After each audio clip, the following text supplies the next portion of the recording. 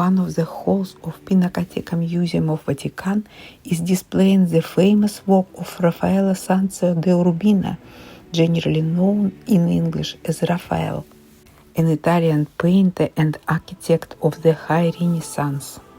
The Transfiguration is his last painting. Cardinal Giulio de' Medici, later Pope Clement VII, commissioned it for the Cathedral of St. Eustace of Narbonne in France. Raphael worked on it in the years preceding his death in 1520. The altarpiece illustrates two episodes in the Gospel according to Matthew. The Transfiguration above with Christ in glory between the prophets Moses and Elijah.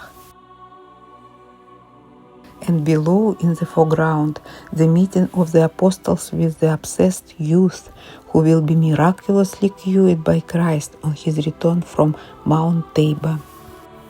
The Transfiguration was not sent to France because after Raphael's death in 1520, the cardinal kept it for himself, later donating it to the Church of St. Pietro in Monterio, where it was placed over the high altar. In 1797, this work, like many others, was taken to Paris and returned in 1816 after the fall of Napoleon. It was then that it became part of the Pinacoteca of Pius VII, pontiff from 1800 to 1823.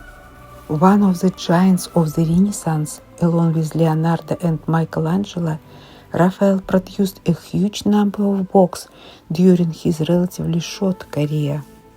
Famous today primarily as a painter, he worked much more broadly, designing for tapestry, prints, sculpture, stage sets, and applied arts, and was active both as an architect and an archaeologist. He even wrote a poetry. Raphael died aged just 37.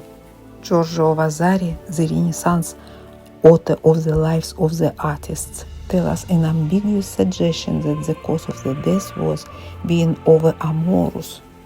Another theory points on poor sanitation and plague at that time. Raphael was buried, as per his will, in the Pantheon. His death caused great sadness. Mourned by the Pope, Raphael left behind works that 500 years after his death are some of the most famous works of art in the world.